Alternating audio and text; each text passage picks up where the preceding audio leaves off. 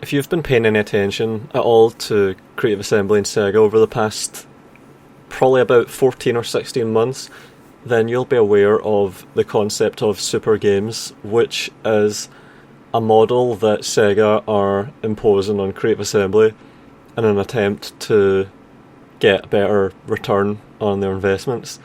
Because, of course, CA has always been about Total War, but that model has had problems, and they've had to rely on more and more gimmicky, mainstream appeal stuff, and the most flagrant example of that is Warhammer, where the entire thing is crutched by this fan base that just have really low standards and settle for anything, and that's never been more apparent than in the past few months, where Warhammer 3 came out as an absolute irredeemable, undignifying, half-assed piece of shit that is not even being fixed at any kind of a sensible pace.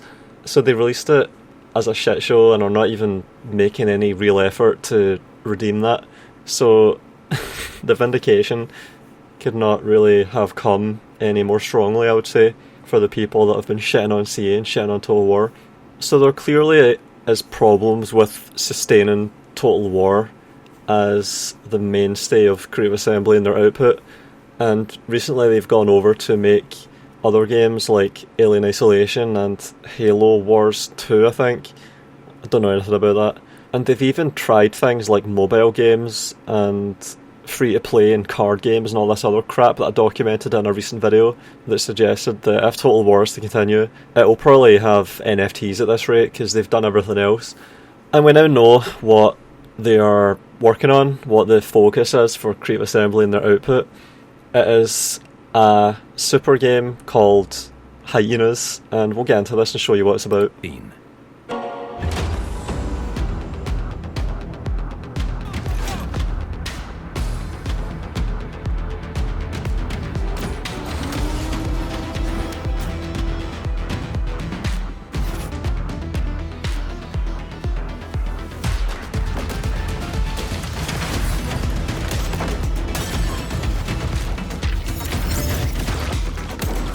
See, when I saw that, my immediate instinct was Prey with the glue gun, and I've seen a couple of other people make the same connection, but when I saw this, it just looks exactly the same. You fire a gun at surfaces, here it is. But it's the third and final use of the glue cannon that takes this thing from a handy gadget to an essential piece of equipment. Glue. This is Game Maker's Toolkit. This is a good channel. This is my kind of channel in terms of gaming on YouTube. They go into the design, and you can really pick up a good framework of what makes gameplay fun, what makes games engaging and meaningful by just watching this channel's entire catalogue. A lot of what has been said on here echoes or has convergence with the kind of stuff I've been saying for the past few years. Let's go back a bit. Invaded by an army of mimics, and when you hit them with the glue cannon's big blobs of insta-dry adhesive, you'll immediately figure out its first major use: freezing enemies in place. So Prey was from Arcane, which is a studio that I know a lot about and I've had some involvement with, especially because of Dishonored, which was the mainstay of my channel for a long time. And me and Clocker and Stealth Gamer BR really just stormed YouTube with these videos of pure emergent gameplay discovery and the stylish portrayal of really choreographed, planned runs that sort of kicked off an entire genre of YouTube video. And to this day, the featured video on my channel page is probably one of the best gaming videos on YouTube, if I can say so myself, but it's been demonetized because of limited ads, which keeps its views at like 500k, otherwise it would have millions by now. That's a fact. Point is, I know my Arcane games and immersive sims and emergent gameplay.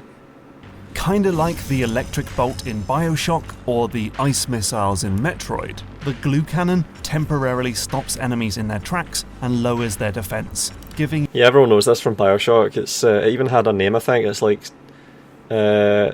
Shock and Whack or something like that. You use the electric plasmid when they run over water and stun them, and they just stand there jolting around, and then you whack them with a wrench. and that is a way that you can actually play through the whole game. That's a good use of players' abilities and the environment and all this stuff intersecting and timing. You a chance to swap to another weapon for a decisive blow. Or see, it's the same thing there. Let's fast forward to this bit. And final use of the glue cannon that takes this thing from a handy gadget and stay there indefinitely, allowing you to clamber on top of them and reach high up zones. So right next to where you... So this was 2017. This is the exact same thing here in 2017, and I think there was even a game around 2009 that had something really similar to that. So this is so unoriginal. Can only describe it like that. This is not original. It seems like something a lot of these games are doing, where they piggyback on a really wide appeal type of game like Fortnite or Minecraft, something that just sweeps right through, and then they try and use it as a vehicle to take advantage of game mechanics and systems that were really unknown. So they try and introduce good ideas, nifty ideas from titles that didn't really get much popularity. And Prey is definitely a good example of that, a game that's just really underplayed and underknown. It gets really good reviews with critics, players love it, but almost no one's played it.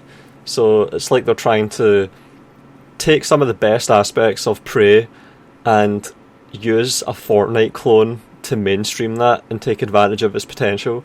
So it's hard to not be cynical when you see this kind of stuff. And then the Richard Nixon mask, which is that Payday that came from? Popular Culture or Richard Nixon mask. The video games Payday the Heist and Payday 2 have the Nixon mask as an option for character customization. And if I can look at this stuff and just make this connection immediately, I have not played Payday and I didn't play Prey that much, but I see these things and I immediately just recognise it. This is just iconic stuff. You just make the connection because you've seen it already on marketing and stuff. It's like you recognise marketing from previous marketing. Jesus.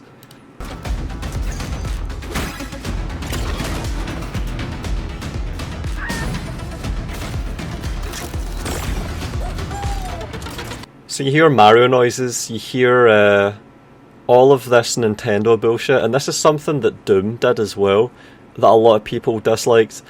People liked Doom because it was really gritty and punishing, and it was tactile and serious, quite serious. But then with Doom Eternal, you have all of this Nintendo platformer bullshit that people didn't like, and you sort of have something similar here where the game forces all of these popular culture Nintendo things in this.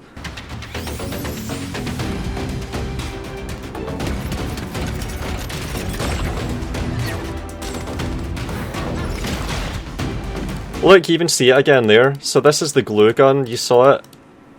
It was used to stun enemies. Get the glue cannon, there's a half-finished staircase which gives a chance to swap to another weapon is in their track where all within just run a match. Scan them with your psychoscope to another weapon for a decisive blow. Or scan them with your psychoscope to boost your research. Or just run away.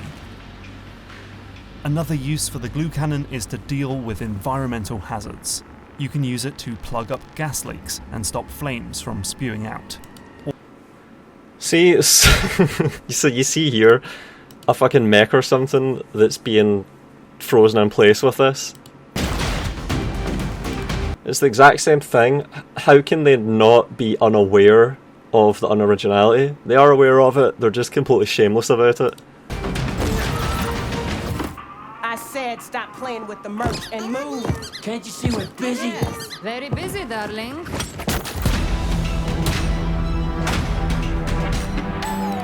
Zero G. How many Zero G games has there been recently? There's Hard Space Shipbreakers, is that what it's called? Even Prey had that, I think. Another Prey thing stolen, in addition to the glue gun. Hard Space Shipbreaker review, right, let's have a look at this. Cool and interesting. The plot is... I immediately just think of this when I see that as well. Like, you float around in space, using physics, firing pieces of hull around. Zero Gravity. Are there any other ones that you can think of? I'd be curious. Like, I just see that and I think of that, and that's another recent one. This is a review from June 2022, and this game came out in 2020 in early access, I think. Yeah, and this comes from Blackbird, who are working on Homeworld 3, which is one of the only games I would really care about before it comes out. This is another thing, this is pure marketing, there's no gameplay here. This is just cinematic set-piece bullshit, which is something that is just completely worthless to anyone that's serious about having good game experiences. This is absolutely fucking worthless. This is just pure hype, pure marketing. We've already seen enough of this bollocks over the past few years, we know by now, not to give a fuck about this, and it doesn't seem like people really do. 17,000 views on this, and on this announcement stream that we'll look at, 100,000 views. Steel, what did that say? Steel, epic, merch. Jesus Christ, could it be any more on the nose and cringy? So, we've already seen the fanboy collector bullshit that CA has relied on, especially with Warhammer 3 and 2, where it's just DLC collecting kleptos that just fund the entire fucking operation. It's just fanboy motherfuckers buying up all the bullshit, fucking all of it. Can you buy it? Is it collectible? Done. That's it. And now you have Sonic here, that's from SEGA. So this is in-house franchising stuff here. You've got Creative Assembly, who are owned by SEGA, who own all of the Sonic bullshit, managing to have CA work on something that is built by another part of the corporation conglomeration.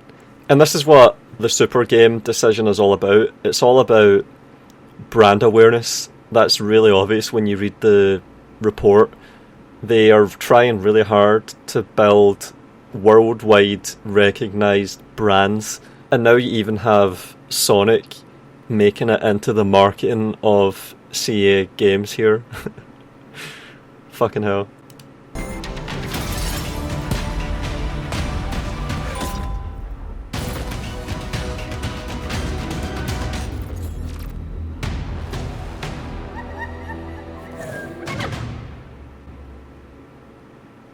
The hyenas thing is another thing. I remember the first time I saw a hyena, it was when I was a kid and I was watching Gladiator, and I was like, holy shit, what the fuck is that? And then I think it was my dad that was just like, oh, it's a hyena, they're fucking disgusting, they're just horrible, ugly, horrible, fucking disgusting animals. And then I read about them over the years, and yeah, almost everything about them is just fucking just disgusting. They've evolved to have...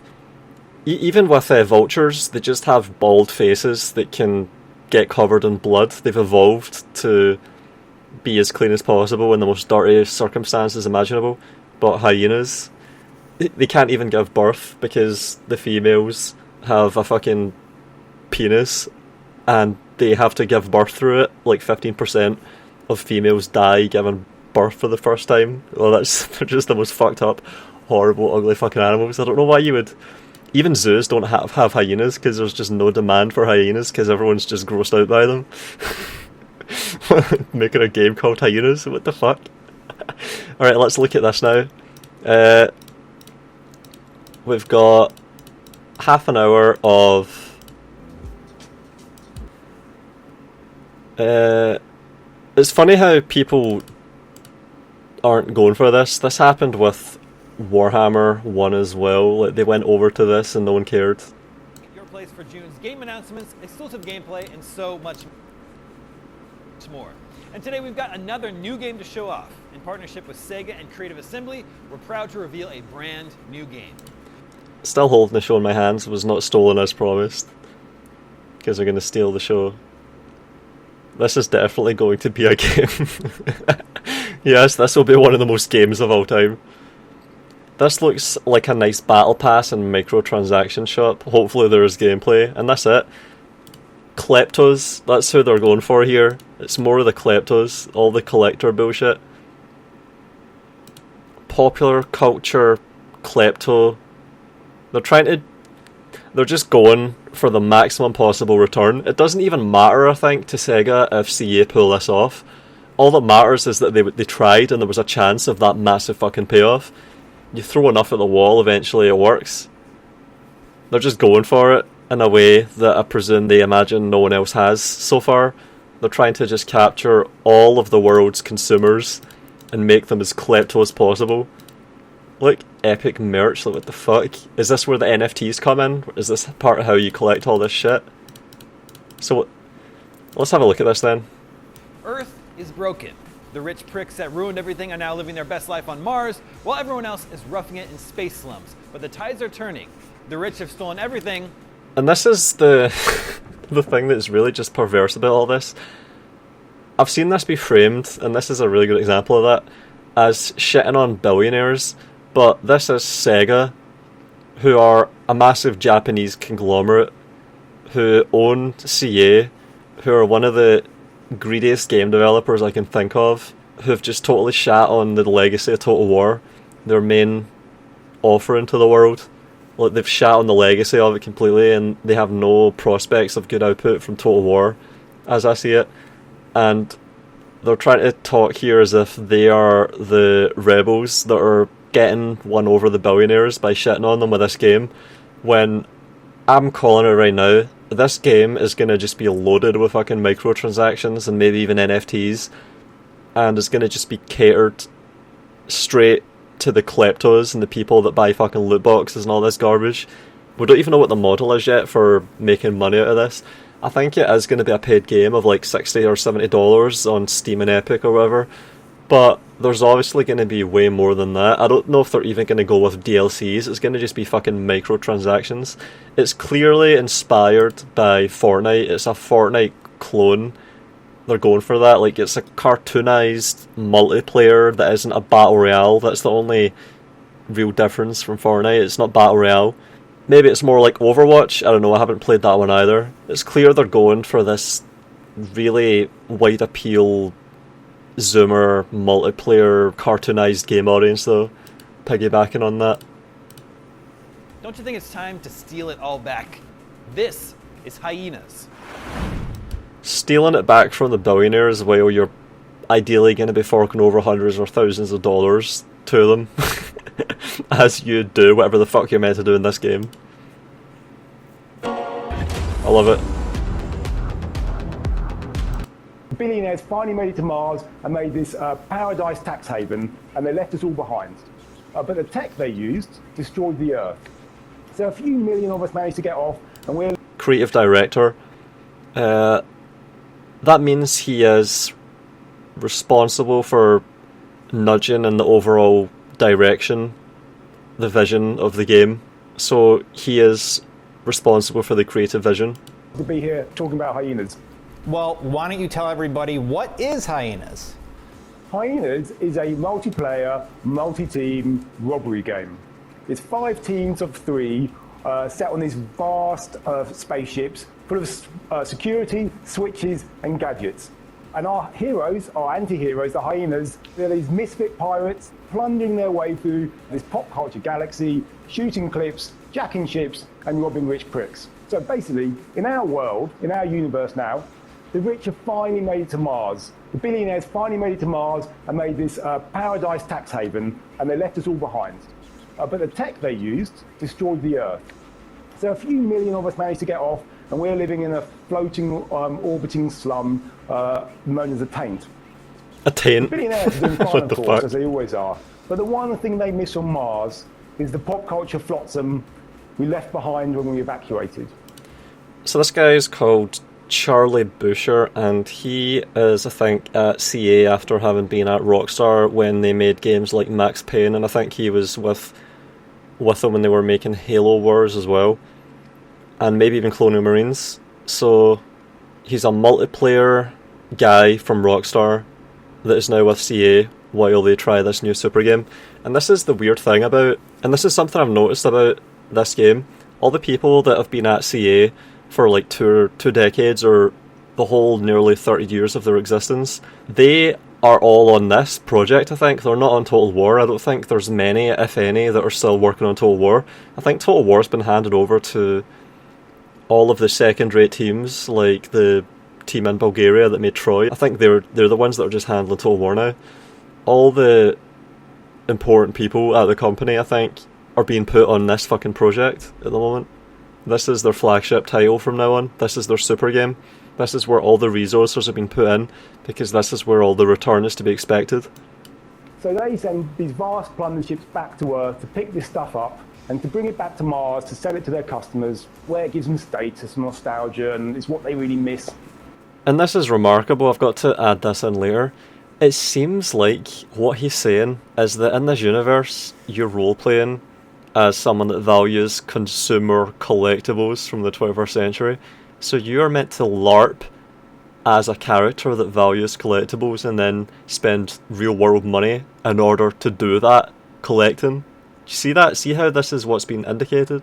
But our anti-heroes, the Hyenas, they've lost their future, and they're not going to take that line down anymore. So they're going to attack these plunder ships as they come past and rob them of this merch. And these ships aren't defenseless. Like I said, they're full of security, they're full of sensors and switches and interactive systems and gadgets.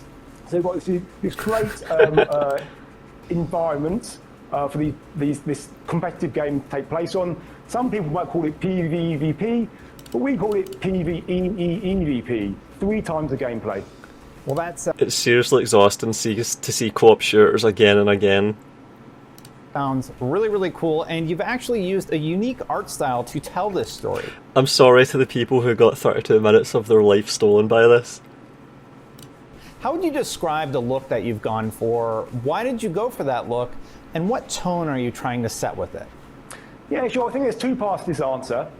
And the first thing is it's very important to us that when you look at the game, when our players see this game, they can tell it's brazen and irreverent and larger than life, but they've also got to tell it doesn't take itself too seriously. So we went for something that was somewhat illustrative as well. And I don't have anything against these games that don't have an ultra-realism visual style. I used to think I did, but then I played Dishonored, and that pulled it off. On top of the gameplay itself being good, like, it just ran like a dream, the performance was great. I could easily reach 240 frames per second on my current rig on that game. There are no Total War games that can pull that off, so not got a problem with that kind of an art style. But I can see that in this case they're motivated to do that, not because they have this massive art team that they want to make use of and get everything out of. It's because they just want to imitate games like Fortnite, because that's the model. They want to just iterate on Fortnite and try and get money out of doing something that Fortnite itself hasn't done. That's what it seems like. But it does seem like Fortnite is becoming this extremely fucking massive project. You've got all of these pop culture phenomenon integrations with Fortnite. You have celebrities getting involved. You have, I think you even have probably Marvel and Spider-Man and all this shit at this point jumping on Fortnite. I think you even have musicians that have done in-game shows during COVID. Fortnite is just this massive phenomenon that is integrated as fuck. It's way bigger than just a game. So it's, I don't know, is there even any room for something like this? It's so weird to see attempts like these to capitalise on Fortnite when Fortnite is just so all-encompassing at this point. It seems... it's like a... I think they call it a dog in stock market terms. Like, you have a small player in a market that's just scavenging. That's what it's like. Even though this is supposed to be a super game. Like, you have all these massive corporations competing with each other. It's so fucked. Because, of course, Epic is owned by Tencent now, and CA is owned by SEGA, and these are all just, like, billion-dollar market cap companies, and they're all just competing for the same fucking market, and they're throwing hundreds of millions or billions at attempting to do it. It's so perverse that... who the fuck wants anything to do with this shit that actually cares about good gameplay experiences and something memorable and meaningful? Like, games as an art form in 2022, holy shit. This is just fucking pure commercialised capitalism garbage. Fuck all of this. I'm just disgusted. Call it really graphic novel. It's like it's like going to the cinema and watching it's like going to the cinema and watching Marvel superhero movie number fucking 520 in 13 years and expecting to see something original or meaningful. Fuck no. It's all just super generic. It's all just been done to death. It all relies entirely on gimmicks. I cringe more than I go, oh wow, that was really well done. When I'm watching these fucking Marvel superhero movies, I don't watch them anymore. I think the last superhero movie I watched was the Spider-Man one, and that was the only good one I've seen in like the past decade. Fuck those and fuck these games. Full cover style, I guess. It's very easy when you're making a sort of apocalyptic near-future game to go dark and gloomy, but we didn't want to go that way. It didn't fit the tone. We wanted something brighter and more welcoming. Of course you did, because what 12-year-old wants to play something that's fucking dark and depressing? Like all these kids on fucking ADHD medications, they need to be stimulated with bright colours. How the fuck are you going to have a cyberpunk-looking game that you can have loaded with microtransactions? That's just not going to work. Like those people don't have access to their parents' credit cards. I doubt it.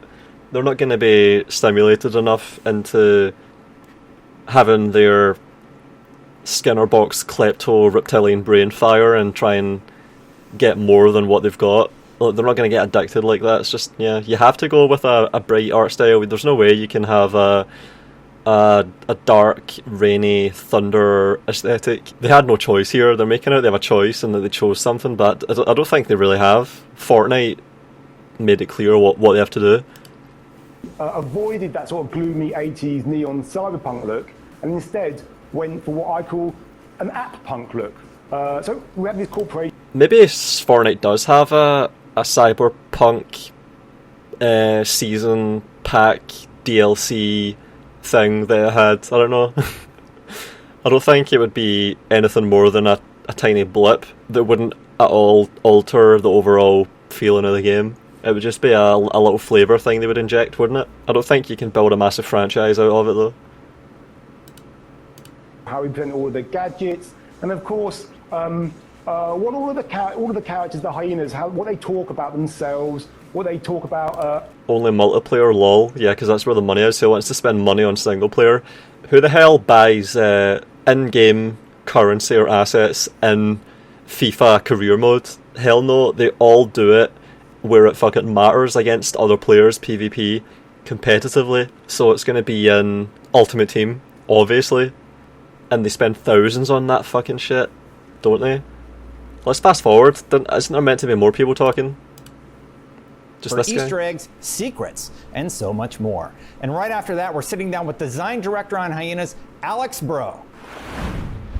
Yeah, I've not listened to any of that All shit. of that precious loot that we're now trying to steal back off them. Precious loot. It's not precious. It's in a game. Come on, don't make it more than what it is.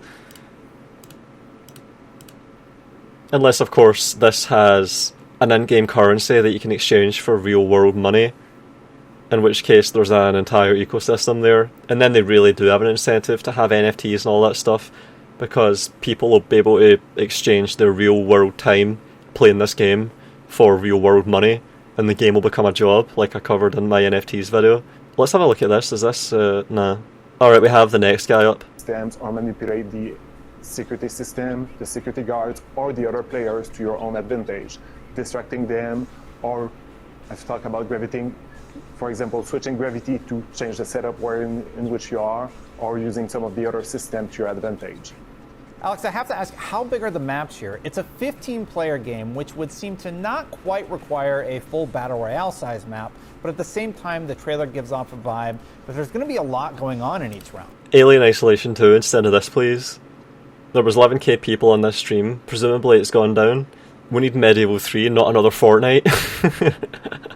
Oh, shit. Would you say that the maps are bigger than traditional deathmatch What a maps, shit show. smaller than Battle Royale maps? Yeah, that's pretty much right. Monetization. The size of the map is Fast-paced movement. Did he say that? See, this is the Fortnite thing. Let's rewind. And on top of that, we have so many things. So there's enemies, NPC. Alright, let's go back to here. Let's just give this guy a fair listen. Announcement trailer, pack director, how are you doing? Good. Design director. I am doing very, very good. I'm very excited to talk about Hyenas, and the trailer makes it look pretty fast-paced. Would you agree with that? And if so, how are you thinking about time to kill, weapon feel, all that good stuff in gameplay design? So first, yes, as you're saying, Arena is really a fast-paced game, and we really built our game to make sure that it was making the most out of that fast-paced, movement-based combat. Yeah, so it's Fortnite. So they've gone for bright colours, action, explosions, tactility, feedback. They're really going for the Fortnite crowd. A lot of what we are doing in terms of combat is, to a certain extent, calling back to a more arcade shooter feel, but obviously with a much more modern take on it. Arcade? Wait, what did he say there? Arcade shooter feel, but obviously with a much more modern take on it. So it's all about modern take on it? That fast action and really trading action for the player. More Siege copies? Oh, Rainbow Six Siege? Oh, I see that. That could be part of this. So it's like a heist game, maybe. There's some of those aspects. But it's also like a close quarters battles tactics game in the sense of Siege. Could be like that. And also people have likened it to Apex Legends or Overwatch as well. Like they're trying to just swallow all of these aspects from all of these games, it seems like. When you're talking about the time to kill and the TTK, we needed to make sure that we had the right one and a relatively long one to make sure that it was giving space for the player to be able to express themselves during the fight. If you take that a bit in perspective, like if we would have had a shorter time to kill, the focus would have been much more about the anticipation leading. And there's absolutely no gameplay here. He's talking about how the game plays while just showing worthless fucking cinematic bullshit. Fuck this. Why are we talking about how the game plays when we're not showing it? Just leading to that point of contact. What we wanted in Hyenas was to make sure that once you're in contact with the enemies, you have room and time to be able to change the situation, use the abilities of your characters, and on top of that, we have so many things. So there's enemies, NPCs, the security guards, multiple teams. So that gives time for the player to react, change the situation, and adapt, and make the most out of it. For example, making sure that they are using your ability to distract the NPCs, attract them more on the other players to be able to get that moment, locking themselves out of that room to be able to heal back, prepare themselves, and go back in the fight. So that time is to give the player themselves the time to be able to express themselves and make the most out of the feature. And alright, this is just really generic. Fuck's sake. I'm not saying anything. You're saying nothing. Saying absolutely fucking nothing. Let's go to the next guy. Is there another guy? Or there's another guy. I remember I saw someone say that there were 3 guys. This is the third. Let's have a look at him. Hyenas.com to learn more and sign up for the Me remote. We below 7k now. So there were 11,000 people and it's just going down. The average person's attention span of 10 to 15 minutes. As cool as this game sounds, if you can't sell your game in that time frame, then I'm out. Show gameplay or get off the screen. Yeah, exactly. There's no reason to pay attention to games before they come out in 2022. Who gives a shit? Why the fuck would you be invested? You don't even have gameplay to look at. It makes it even worse. You're getting invested in a concept. When else do you do this? Fuck's sake, who cares about a possible car being revealed that you have to buy that might drive well, that might be a good car, that might be worth the money eventually? Who cares? The time to care is when the fucking thing has arrived and it has good reviews. Before that, no one gives a shit. Or no one should give a shit, I should say. I certainly don't. I have nothing to evaluate here. There's just nothing to give a shit about. Via the power of the internet is executive producer on Hyenas, David Nicholson. Welcome. Hey Dustin, how are you? Good to talk to you. Good to talk to you also. I'm excited to talk about Hyenas, and Hyenas is a far cry from what we've seen out of Creative Assembly thus far. What inspired the team to make a games-as-a-service first-person shooter? They were told to by SEGA and weren't inspired at all. In fact, they probably just groaned collectively and put all their best guys on this really begrudgingly and are just depressed as fuck at the prospect of not even getting to work on the total war that is their life's work, and are now just having to chase Fortnite kiddie money, and they know that the fucking show is over. The curtains are down. It's now just completely corporatized, and we're just going to be chasing money for the rest of our careers now until we retire, and we know that Total War that we actually contributed towards gaming with and that we can be proud of just got destroyed by fucking shit like this. Yeah, so the team that are making Hyenas are the team that brought you Alien Isolation and Halo Wars 2, games that we're super proud of, and we felt that they set the benchmark. Alien Isolation did get good reviews and people liked it, and I've always liked Alien as a universe. I haven't played Alien Isolation yet, but that is one of the first clear examples of diversification that Creative Assembly did. They put a lot of people on that, some of their most senior people, and they've just been continuing to do non-Total War stuff ever since, I think. I don't know much about Halo Wars 2 and I haven't played Alien Isolation. I just don't care about these games that much. They didn't interest me, just like this one won't interest me. But yeah, all of their most senior people at the company, it seems like, have just moved off of Total War and are working on this now. In those genres by being disruptive, bringing something into those genres that people hadn't seen before. And we want to do the same again with first-person shooters.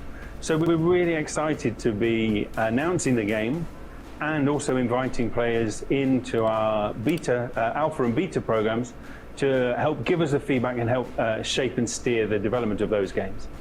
So I gotta be honest with you, it's really tough for any multiplayer shooter to stand out nowadays. There's a lot going on with Hyenas, but in short, what do you see as its hook? Oh, you're right. It's such a busy market out there. There's some fantastic games. But I'll try and cover the hook of Hyenas in just 4 points. So it's the setting, it's the rich pricks on their rocket. Even say, they lean so hard into this, rich pricks. Oh my god, come on, you're working for a massive corporation that turns over billions. What the fuck? And this is all so that they can make money. Like, you're part of the system, you're a cog. What the fuck? What the fuck, man? Well, this game has to do well so that shareholders get a return on their investment that you are being paid with. What the fuck? It ships up to the tax havens in Mars, and they fuck the Earth while doing that, and it's now time for us to get our payback. It's then the characters, the Hyenas, the specialists, these misfit pirates out of place in space who are plundering these pop culture hordes on the ships. And then it's the game. It's crew versus crew. It's jacking ships, shooting clips, and robbing those rich pricks. And then it's the innovative gameplay. That's the... It's magazines, not clips. Zero G that you've heard Alex talk about, and the PvEEVP that you've heard Charlie go into more detail about. Well, I have 2 other important questions then. Is it free to play? And does it support crossplay? So we are still evaluating the best way to bring Hyenas to market. Oh, of course you are. There are no current plans for the game to be free to play. And absolutely, we're super keen to support crossplay. We love that concept, and we're already talking to the first-party platform holders about how exactly we do that.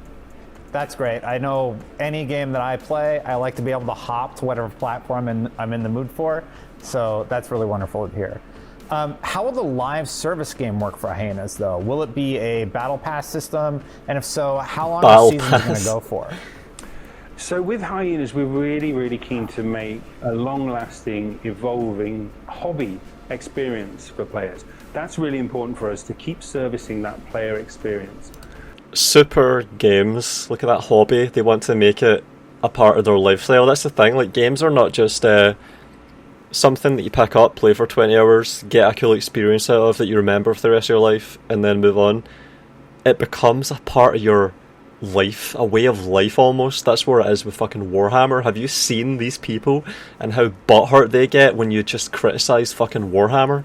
That's what they're trying to do here. They're trying to turn gamers into cultists. This is the term bugmen, I think. It's like Star Wars fans. That's what they want. This is what they're going for now. They're all competing to convert people into cultists that can have this shit as their reason for existence. Their raison d'etre. They wake up in the morning to fucking go to work, to earn money, to put into this game, to play this fucking game. That's what this shit is all about at this point. This is the end stage of gaming. This is what it all is going to culminate in before it collapses, I think. when it just becomes transparent that this is what games are becoming and people reject it, I think. That's what I see it all coming to. So we do have a seasonal plan. We've got some really strong opinions and some good Seasonal. ideas for that. Fortnite. But part of the reason we're going into alpha is to find out what players enjoy, what they value, and what they really want to see more of in the game. And that Fortnite started out as a really early access thing, and it didn't even have Battle Royale, did it? That was what really fired it into the fucking stratosphere. I was really into PUBG, and I in fact played the original Battle Royale mods. I was one of the people that were clicking on the servers and PlayerUnknown's Battle Royale mod for Arma 3. Me and Cosmic Contrarian were tearing up those lobbies. We were like one of the top 100 teams in the world and the first real popular Battle Royale experience. So I was really into Battle Royale from the start. I liked PUBG to an extent as well. But when I saw Fortnite copying it, I was like, oh yeah, okay, so this is how it's going to be then. We're going to just have massive pop culture experiences that are just all-encompassing and overbearing. That's where it's going to be. So I saw what Fortnite was right at the start. I saw Fortnite emerge. I knew about it before it even jumped on the Battle Royale bandwagon. And now you have this massive live service multimedia experience that Fortnite's become, being copied, and the Battle Royale fad has faded and worn off because this is not Battle Royale. That will really help us flesh out that roadmap going forward. What's the communication strategy going to be like between devs and the community?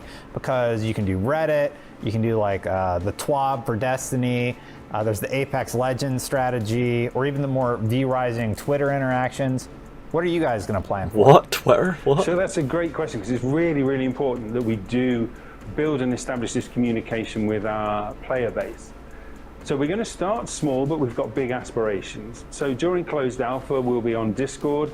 And if you get invited into that and have the opportunity to contribute, we'll be talking to you a lot on Discord. We've got some bots and some tools and some processes that we're already using to get your feedback direct to the people who need to hear that, so that we can react and respond and try and grow and evolve the game in line with what the players are asking for.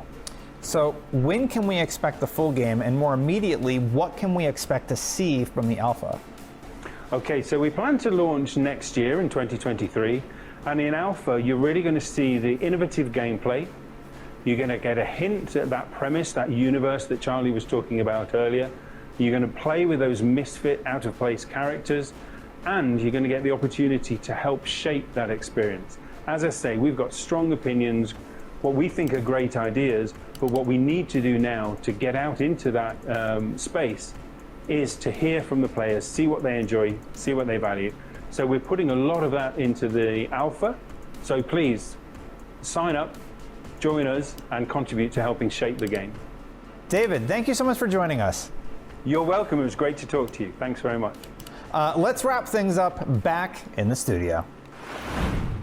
Huge shout out to our partners at SEGA and Creative Assembly. Hyenas is coming to Xbox Series consoles, Xbox One and One X, PlayStation 5, PlayStation 4, and PC sometime in 2023. Visit Capitalism bad, the game. Hyenas.com to find out even more about the game and to sign up for the alpha. And of course, stay tuned to IGN. How the fuck can you try to shit on capitalism and say capitalism's bad when you're just one of the most obvious fucking examples of shitty capitalism there is? It's as if they think that they can in before it or be self-aware and they get off the hook. No, you can't get off the hook. It just makes the whole thing just seem cringy and it just makes me think, fuck you. Fuck you. Fuck you and fuck off. Here's how this was received on NeoGaf. This was pretty funny. This was linked to me. Kill Me Dead, it's a multiplayer heist battle royale. Sigh. It's Payday in space. Not like this. And people thought this would be Alien Isolation 2, lol, copy and paste gaming. This guy's talking about the most basic trivial battle royale features as if it's some groundbreaking gameplay mechanic. It's as if he's never seen any other battle royale in the last 3 years, lol. If this is another review with just concept art and zero gameplay, I'm losing it. Creatively bankrupt assembly. But seriously, I've seen this trailer a billion times. Classic bank robber with deployable turret. Yep, the engineer. At least I'm feeling some form of isolation. Big yawn, very vulgar. Yeah, this is it, vulgar. There's something vulgar about having these themes of fuck capitalism and on the nose rich prick phrase being repeated. That's obviously a marketing phrase that they've handed down and decided on, because I heard it multiple times. Big yawn, very vulgar and predictable. Getting ready for that buyout with their own bleeding edge. Endless trash. Wonder how much they spent on the focus testing. Yeah, exactly. Ugh. That's what dictates everything now.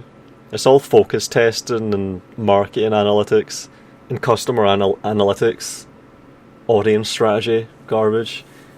Yeah, that's all I see here. I hate being lied to. Waited 15 minutes before it aired because with a headline like that, it had to be one of Sega's beloved IPs coming back, right? Instead we get a Fortnite clone. They're currently doing a deep dive on gameplay without showing any. Yep, didn't I just read that they've been developing this shit looking cross-gen game since 2018? They must have some gameplay to show by now.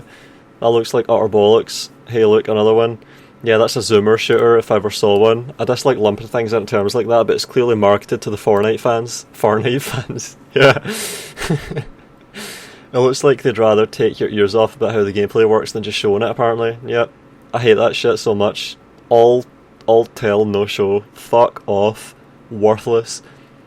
At least if you have a gameplay trailer, you can fucking look at it and know if it's a write-off immediately. You can't even see anything here. It's even less than worth paying attention to when it's at that point.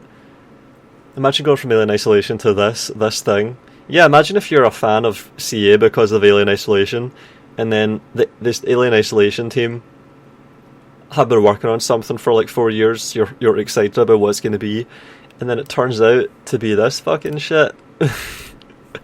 It's almost as bad as if you're a Total War fan that wants CA to make something good, and then it emerges as being like this. Alright, to end this, I'm gonna just read this here. Spotted hyenas sometimes scavenge, but contrary to popular belief, they kill 95% of their food. As hunters, alone or in groups, they equal leopards, cheetahs, and lions, yet the lion is considered noble, the cheetah graceful, and the leopard courageous, while the hyena is seen as sneaky and vicious, a cringing scavenger, a graveyard lurker. Few creatures inspire such a queasy mixture of fear, disgust, and disdain.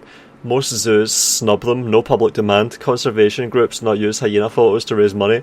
Across epochs and continents, from the Bible to African folktales, from Theodore Roosevelt, foul and evil ferocity, as cowardly as it is savage, and Ernest Hemingway, devourer of the dead, sad yowler, camp follower, stinking, foul, to Disney's The Lion King, slobbery, mangy, stupid vultures.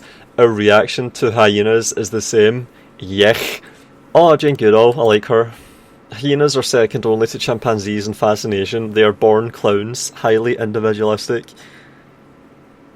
But yeah, that really sums it up. They're calling their game after something that just feeds on carrion, that scavenges from rotting piles of dead flesh. Is there any better analogy for this game or for the wider game industry at this point? A scavenger animal that evokes universal feelings of disgust. Just read the Wikipedia page for hyenas, and it is interesting. It's interesting, but it's only because of how revolting and disgusting it is, really. That's how it is for me. They've evolved to be able to bury their fucking faces in rotting carcass, fetid, rotting, disgusting, maggot-ridden carcass, and to be able to digest it without dying. Is there any better description of these fucking gaming corporations in 2022 at this point? The only animal that hasn't had a game named after it yet. That's what they're going with, maybe. And I'll leave it there. I won't be covering this game again. I don't care about this at all. This is what CA's focus is going to be now. It's not Total War anymore. If you appreciate what I do here on YouTube and want to support me, you can do that with Patreon. Special thanks to Matteo Olivetti and Nerdington.